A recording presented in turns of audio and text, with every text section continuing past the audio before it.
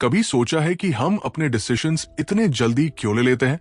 जैसे किसी रेस्टोरेंट में मेन्यू देखते ही झट से डिसाइड कर लेते हैं कि क्या ऑर्डर करना है, जबकि कभी कभी किसी बड़ी लाइफ डिसीजन पर हफ्तों तक सोचते ही रह जाते हैं। ये डिफरेंस क्यों है? क्यों हमारा माइंड कभी लाइटनिंग फास्ट डिसीजंस लेता है और कभी एंडलेसली ओवरथिंक करता है? इमेजिन करिए, आप शॉपिंग मॉल में हैं और सामने एक फ्लैशी 70% ऑफ सेल बोर्ड दिखता है। बिना सेकंड थॉट के आप स्टोर में घुस जाते हैं, क्योंकि माइंड ने इंस्टेंटली डिसाइड कर लिया डील अच्छा है।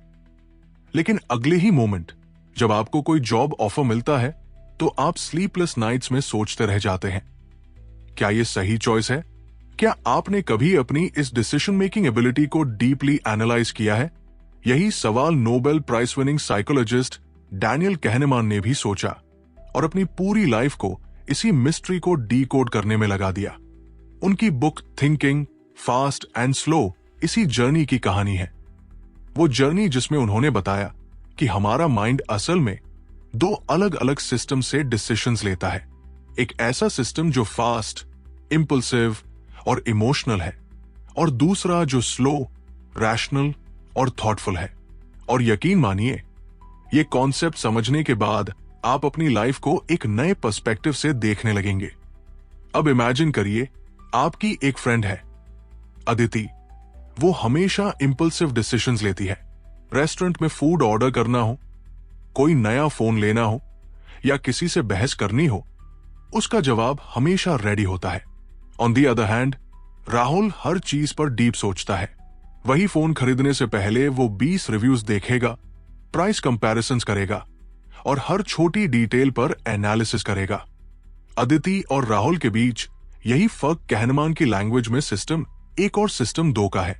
सिस्टम 1 वो है जो इंस्टेंटली रिएक्ट करता है, जैसे जब कोई बॉल अचानक आपकी तरफ आती है और आप बिना सोचे हाथ आगे कर लेते हैं।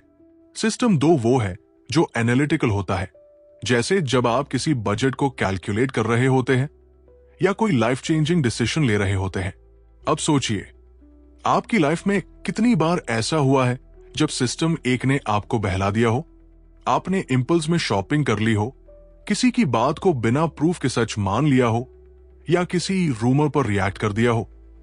और दूसरी तरफ, कितनी बार आपने सिस्टम 2 को ओवरयूज किया है, हर छोटी बात को ओवरथिंक किया, अपॉर्चुनिटीज को मिस किया या सिर्फ इसलिए डिसीजन नहीं लिया क्योंकि आपको परफेक्ट चॉइस चाहिए थी।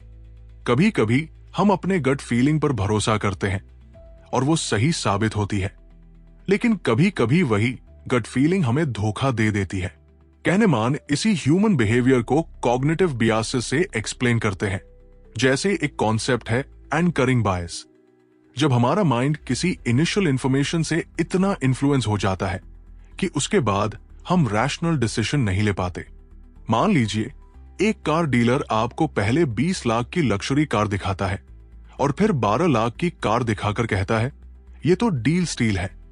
आपका माइंड उस पहले नंबर से एंकर कर जाता है और सडनली 12 लाख की कार सस्ती लगने लगती है, भले ही मार्केट प्राइस 10 लाख हो।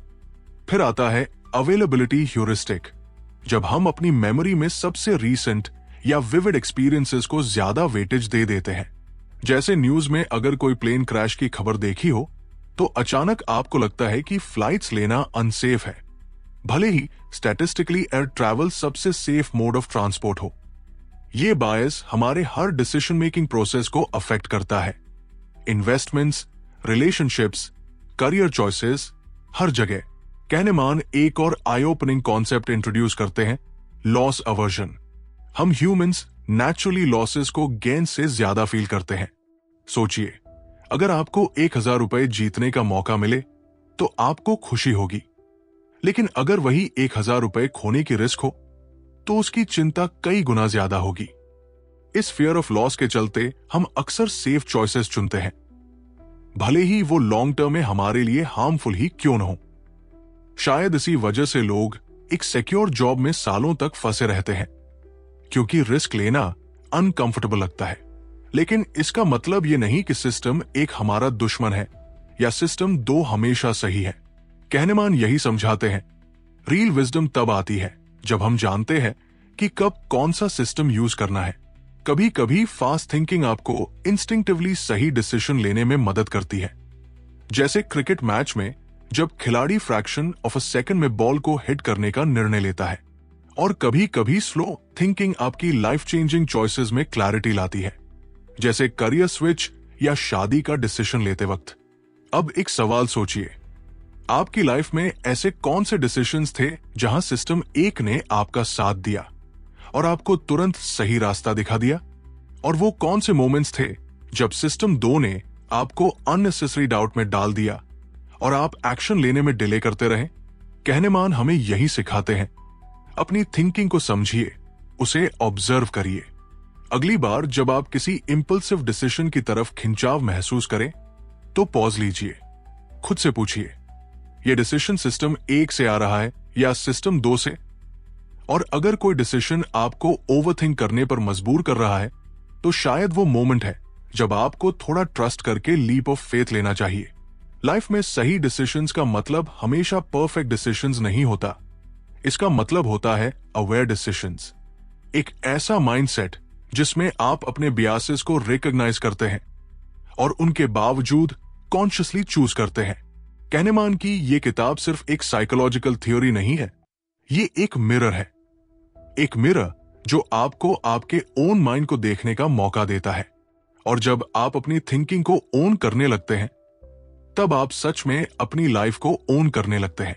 तो अगली बार जब कोई चॉइस आपके सामने आए, पॉज करिए, अपने माइंड के 2 सिस्टम्स को नोटिस करिए और फिर कॉन्शियसली डिसाइड करिए, फास्ट और स्लो,